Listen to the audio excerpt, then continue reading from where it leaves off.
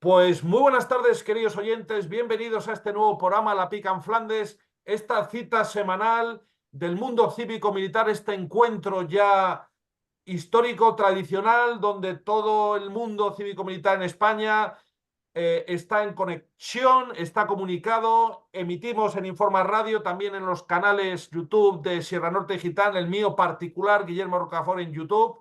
Este programa con temas de la máxima actualidad. Y hoy, como siempre, pues esperamos no decepcionar a nuestros oyentes. Ya les adelantamos que estamos planificando y preparando para el final de temporada, que se aproxima antes del descanso estival, programas de la máxima actualidad e interés, no solamente del mundo cívico-militar, sino incluso también de las Fuerzas Armadas en activo. Pero antes de entrar en materia, como siempre, vamos a presentar a la extraordinaria mesa de debate que tenemos en el día de hoy, un auténtico póker de ases, personas de primerísimo nivel, primeros espadas, analistas que han participado en muchos medios de comunicación internacionales y también nacionales. Les voy a pedir, por favor, si pueden cerrar el micrófono para que no haya retorno, porque se está produciendo un retorno. Si pueden, por favor, mutear el micro. Fenomenal. Bien, entonces, dicho lo cual, tenemos con nosotros al Teniente General don Emilio Pérez Alamán. Muy buenas tardes, mi Teniente General. Buenas tardes a todos. Magnífico. Tenemos también con nosotros al general don Juan Cifuentes. Muy buenas tardes, mi general. Buenas tardes, Guillermo. Buenas tardes a todos. Buenas tardes, mi general. También con nosotros está el general don Salvador Fontela Ballesta. Muy buenas tardes, mi general. Buenas tardes a todos. Buenas tardes, mi general. Y también nuestro historiador de cabecera, don Fernando Platón. Muy buenas tardes, don Fernando.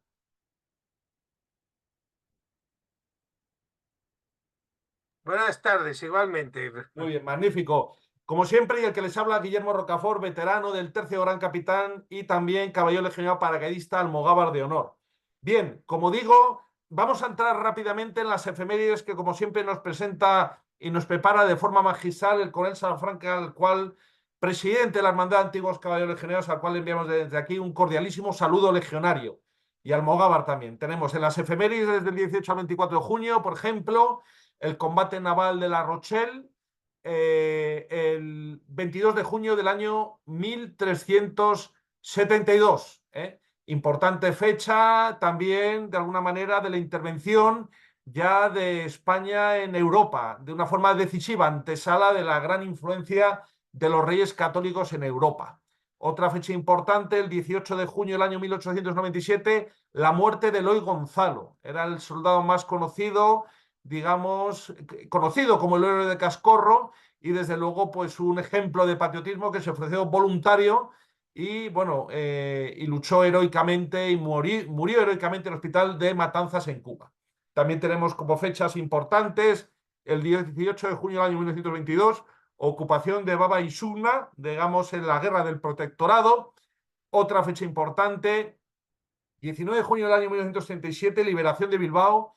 Y también 24 de junio del año 1968, concesión de la segunda medalla militar al teniente Andújar, de la quinta bandera de la Legión. El 21 de junio del año 1940 se creó el empleo del Cabo Primero. Y también tenemos el 24 de junio del año 1942 la ofensiva de España en Rusia dentro del marco de la División Azul. Por lo tanto, importantes fechas que hay que conocer. Y vamos a entrar ya de alguna manera, digamos, pero antes queríamos hacer un comentario de una noticia que nos ha llamado poderosamente la atención. Ya saben, queridos oyentes, que aquí hemos denunciado pues las maniobras especulativas urbanísticas que se han realizado por parte del actual gobierno con respecto al cuartel de Loyola en San Sebastián.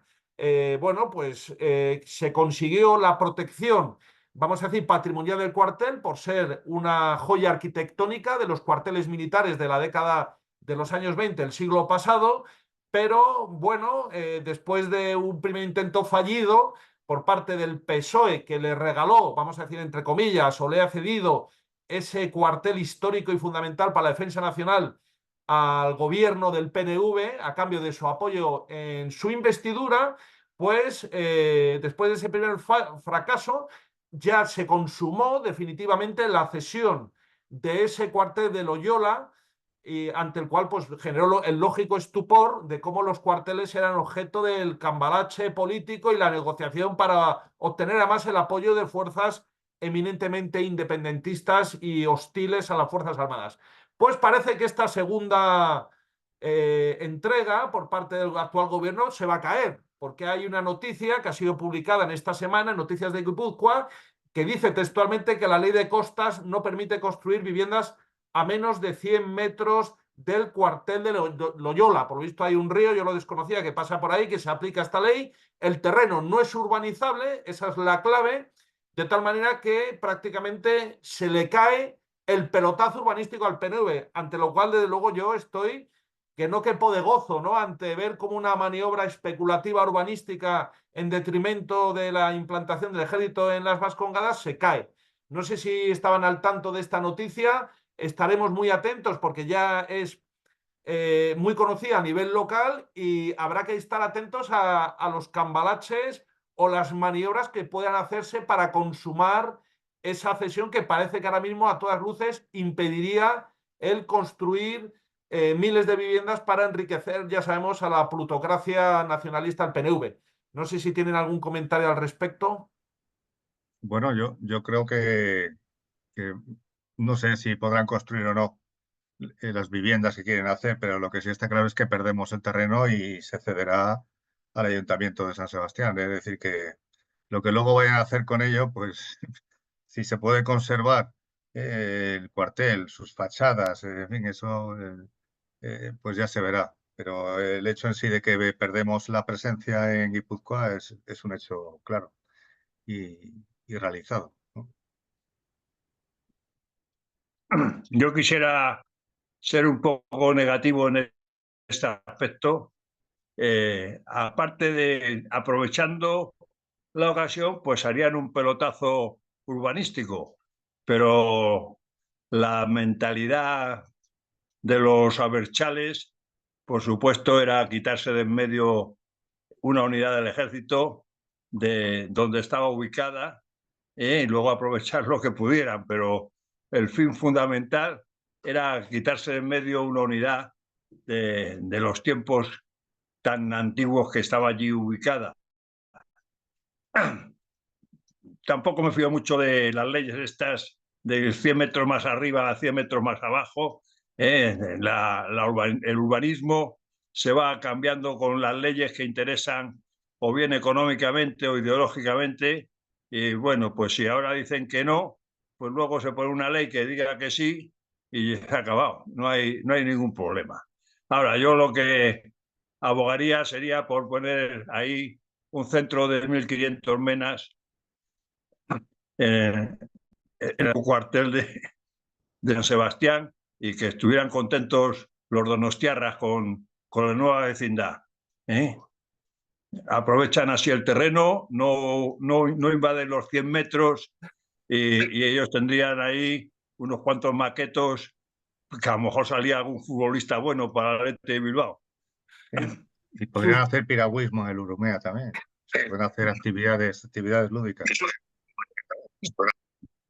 Me uno a ese buen deseo del general. Es de una los buena tenientes idea. generales. Sí. De hecho, se habla de que las previsiones para este año, ya solamente de entrada en las Canarias, y claro, al final te ríes por no llorar, es de 15.000 menas.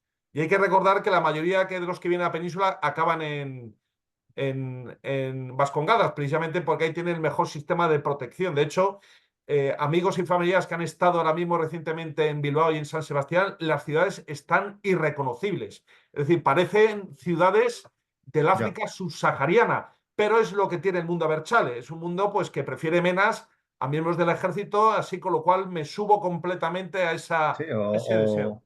o podría ser también los migrantes, los 1.200 que han metido en un cuartel militar en Alcalá de Henares, pues podrían llevarlos al cuartel militar en San Sebastián. Desde luego. Sí, porque construir ahí pelotazo urbanístico no va a hacerse. Entonces tendrá que buscarle un uso. ¿Y qué mejor un uso humanitario que eso? Que meter Claro. ahí a miles de menas y miles de subsaharianos. O sea, realmente es una iniciativa estupenda, además que va a traer mucha paz y tranquilidad a esa ciudad tan elegante que ha sido San Sebastián y que se está convirtiendo en un completo estercolero, por culpa de los propios donostiarras, pero al final es lo que tienen y en definitiva lo que se merecen, gran parte de ellos. No sé si mi general Fontella quiere añadir algo. No, nada. Está todo bien dicho. Muy bien, don Fernando, por favor. Me parece muy buena la idea, general Cifuentes, porque dado que si metes allí unos ocupas, ya no hay quien los eche, o por lo menos, desde luego, tardaría muchísimos años, pues eso, enviarles de ocupas a los que tenemos aquí sería muy bien. Ahora, no soy optimista con las leyes, porque no olvidemos que es una ley de costas. ¿En qué medida afecta a los ríos? Pues afecta a los ríos en lo que afecte la marea. Y claro, si cogemos y vemos cómo es el río Urumea, pues para llegar hasta Loyola, pues tiene que recorrer un largo trayecto, incluyendo todo un meandro. Sí. Por tanto, lo que pueda ser el efecto de la marea allí, me parece que puede ser muy pequeñito. Con lo cual, pues pueden, digamos, opinar que no es un efecto relevante y perfectamente recalificar el terreno, digamos, viéndolo sobre mapa. Ahora, eso sí, enviarles inmigrantes y menas porque más lo necesitan. El País Vasco es de los que tiene menos natalidad de España, por lo tanto, necesita gente y además se le va la gente, digamos, de población de treza española, tiene un saldo migratorio negativo. Por lo Sí. tanto, bueno, pues tendrían que ocupar la ciudad con africanos. Ahí queda dicho eso. Pues muy bien. Y vamos a entrar ahora, yo creo que en el primer tema, en esta primera parte, que queríamos abordar, como es el tema de la cumbre de paz que ha tenido lugar en Suiza estos últimos días. Ha sido una cumbre de paz en la que, como todos sabemos, pues no han participado uno de los actores principales de ese conflicto, como es Rusia. Por otra parte, también conviene destacar que no han participado otra nación muy relevante en el contexto geopolítico internacional como es China. Y al final el manifiesto, porque han participado creo que 100 y pico países, ha habido otros países de gran relevancia en el contexto internacional, como por ejemplo se me ocurre Brasil, Sudáfrica o el propio México, que no ha suscrito un manifiesto de apoyo. No ha suscrito un manifiesto de apoyo, digamos, a Zelensky, el presidente de Ucrania. Es la típica cumbre que se hace pues, con las prisas de los focos mediáticos al objeto de sacar un manifiesto que salga, como decía Zapatero, que salga lo que salga algo que sea mediático, pero al final ha salido un churro. Un churro, además, en un país que históricamente ha sido neutral, como Suiza. Suiza ha pegado un viraje, ya no es un país neutral. Y como vemos, y además, por otra parte, 2 días antes de llevarse a cabo, la diplomacia rusa, yo creo que un golpe magistral, lanzó una especie de contraoferta diciendo que se abriría un proceso de paz siempre que Ucrania abandonara las dos regiones en disputa, porque por lo visto no las ocupa Rusia en su totalidad, ¿no? Es decir, a nivel internacional se ha producido una situación de negociación diplomática, de programación y contraprogramación, pero el resultado es que en la cumbre del G7, que precisamente tuvo lugar hace una semana, parece que los países desarrollados, que son los países del G7, le van a dar 80.000 millones de euros más a Zelensky para continuar la guerra, porque si no recibe ayuda de Occidente, ese Estado es un Estado fallido que lo único que sobrevive es a costa del subsidio o de la paguita de los países de la OTAN, básicamente para continuar el conflicto. Y esa es una realidad que cada vez se plantea más en el ámbito de la opinión pública. No sé qué opinión tienen al respecto, queridos caballeros, de esta cuestión de la cumbre de paz en Suiza. Adelante, por favor.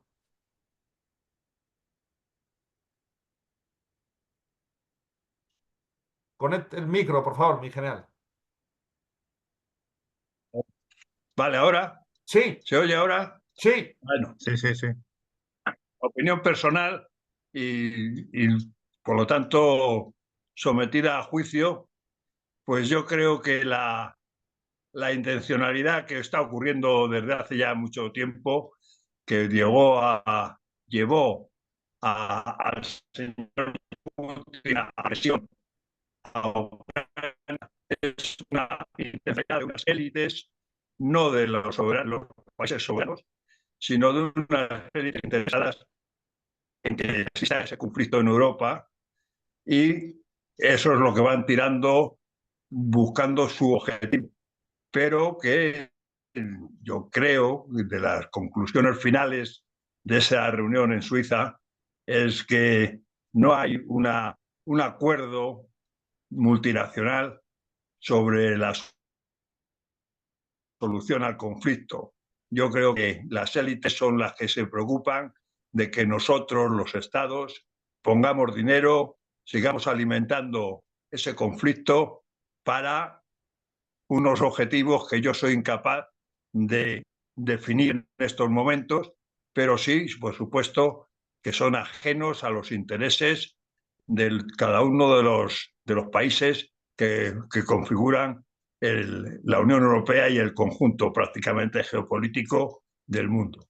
Ahí hay un conflicto organizado y permanentemente achuchado y animado por una serie de intereses ajenos a la voluntad general de los que están aportando esa cantidad tremenda de dinero y ocasionando la cantidad de bajas que se están originando en la población ucraniana. Solución, pues al final se acabará todo en un statu quo cuando les interese a esos líderes o a esas élites que prácticamente desconocemos y que nadie ha elegido democráticamente. Nada más. Yo creo Muchísimas. que Adelante. sí, yo creo que se han visto en esta cumbre dos grandes bloques, ¿no? Uno muy grande, que es el que dice que apoya a Ucrania incondicionalmente para que recupere su frontera, para que recupere su integridad territorial, y que están dispuestos a dar todo el dinero, medios, material militar, etcétera, para que lo pueda conseguir. Que sea Ucrania quien ponga los soldados, claro. Y luego hay otro bloque más pequeño, más próximo a la zona de conflicto, cuyo su discurso es un poco más suave, más en el sentido de, bueno, hay una política de hechos consumados, esta guerra no se puede eternizar, deberíamos buscar una solución negociada, habría que sentarse a la mesa, se está consumiendo y está habiendo muchísimos muertos, estamos yendo a una situación económicamente dura, no sabemos Rusia lo que va a hacer en el futuro. Bueno, sí que se percibe ese segundo bloque, más afectado sin duda por el tema de desplazados, refugiados, y que tiene el temor de que Rusia pues aumente o incremente sus hechos bélicos hacia Occidente. Y bueno, pues en esa dicotomía estamos, ¿no? Zelensky no ha conseguido todo el apoyo que quería, ha conseguido mucho, y ahí hay una pequeña nota ahí que ya va cayendo como diciendo, quizás deberías reconsiderar esta guerra sin cuartel contra el invasor ruso sobre un territorio en el que el 90% son rusos. Y eso pues se le está recordando discretamente en cada una de estas reuniones.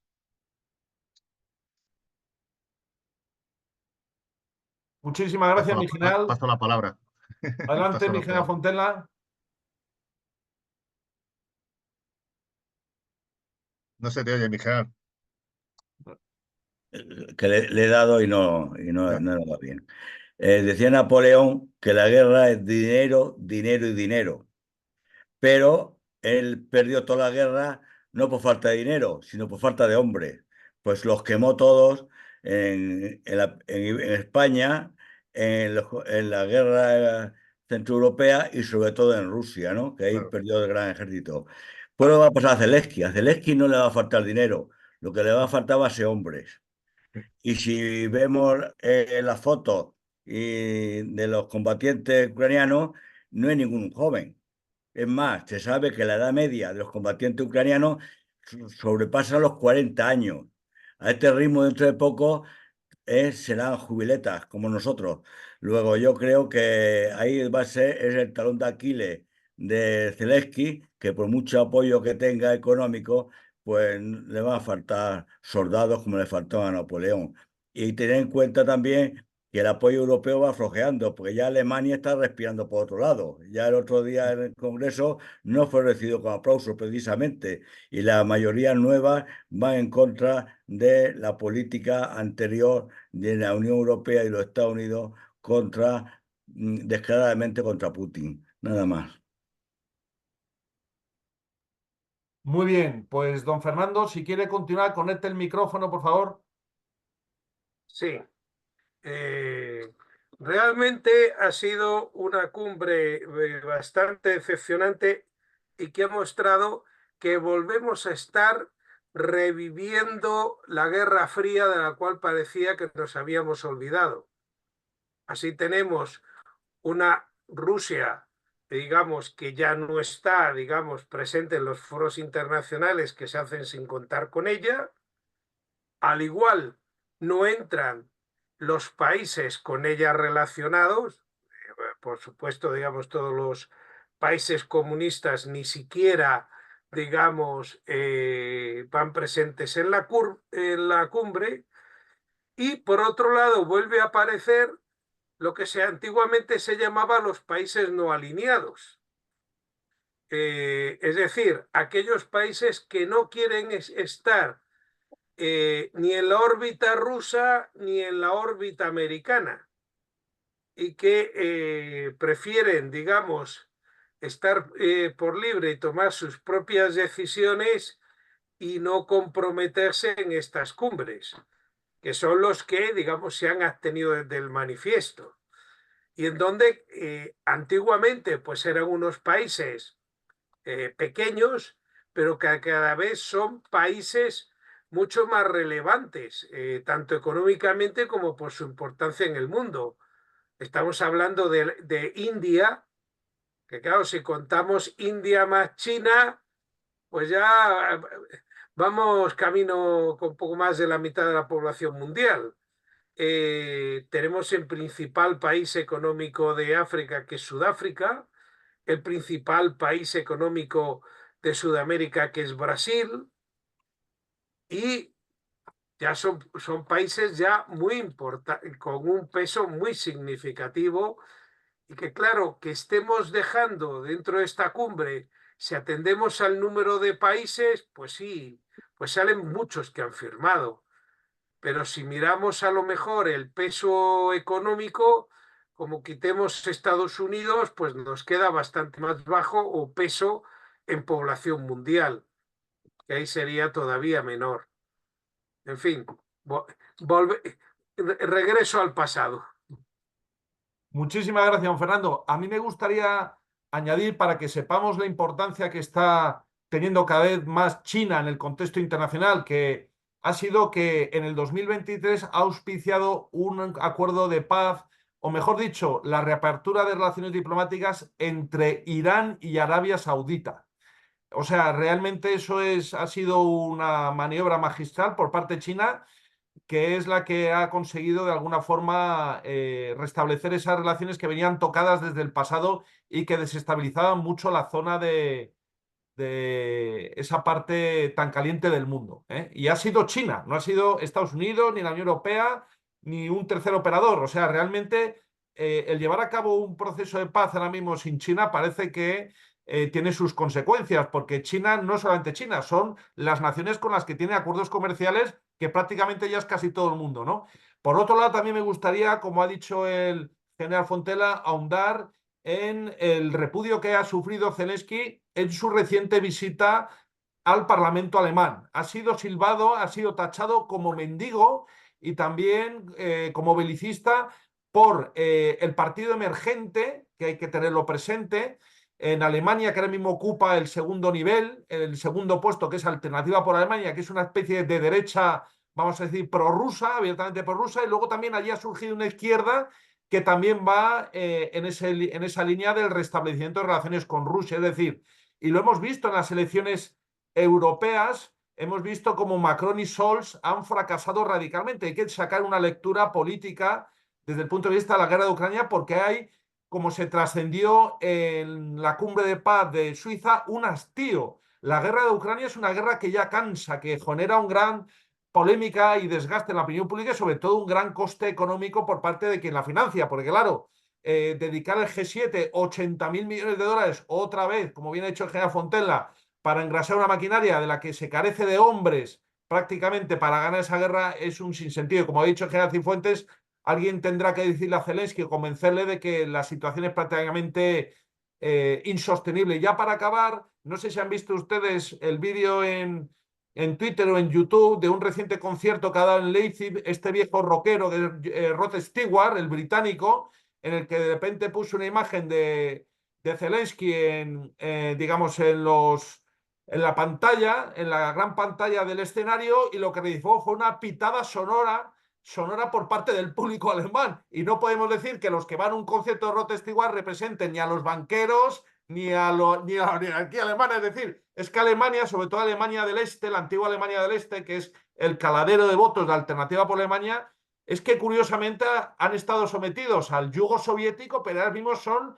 los que más abogan por restablecer relaciones con Rusia, algo que de luego yo creo que es bastante significativo, ¿no? Por lo tanto, menuda pitada que se llevó el viejo rockero, porque nadie le dijo que, que el personaje Zelensky cada vez está más visto, ya no solamente en Alemania, podríamos hablar de Hungría, Eslovaquia. Es un hombre que no puede ir a esos países básicamente porque peligraría incluso hasta su propia vida personal, ¿no?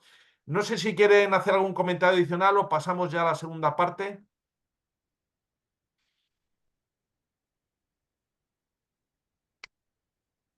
Mi general, conecte el micro, por favor. Digo que, como comentaba al principio, esta guerra no es una guerra de dos bloques, es una guerra de unos intereses indeterminados y que desde luego en la Paganini va a ser Europa. Europa ha perdido la personalidad nacional de muchos países y nos han colocado ahora los que se van reafirmando en su carácter nacional y de intereses propios de cada país, pues son los que están echando abajo ese encumbramiento que hubo de Zelensky por parte de esas élites que lo que hicieron fue colocar a este señor en Ucrania prácticamente de forma no democrática, echando al gobierno anterior porque estaba en contra de lo que quería esas élites, no Zelensky. Zelensky ha sido la persona que han colocado ahí para eso, para ir de pedigüeño en camiseta. Nada más. Exactamente lo que le dijeron los alemanes en el Parlamento alemán. Le llamaron mendigo y pedigüeño, cosa que no deja de ser algo, un calificativo bastante significativo. Nos queda un par de minutitos, algún comentario, pasamos ya a la segunda parte. Pasamos a la segunda Bueno, parte. yo Sí. querría decir sobre estas, digamos, derechas, que quizá yo no las definiría como prorrusas y tampoco, desde luego, me parece muy propio el calificativo que se les suele aplicar de extrema derecha. Yo más bien creo que son derechas nacionalistas, que lo que quieren, digamos, es que los gobiernos se ocupen sobre todo de los problemas específicos del país y no de implantar determinadas medidas globalistas o internacionales. Es decir, no, es que ahora hay que acoger a la inmigración. Pues mira, es que estamos perdiendo nuestra identidad.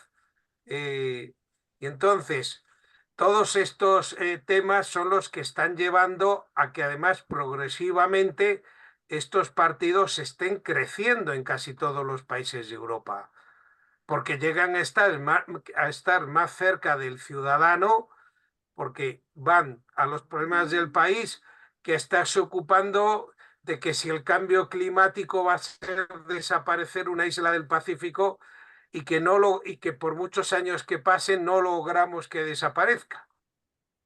Pues en fin, pero sin embargo, cada vez los agricultores viven peor. Nada más. Muy bien, ahí queda dicho, queridos oyentes, interesante tema. Seguimos con ustedes en esta segunda parte. Sigan con nosotros, por favor.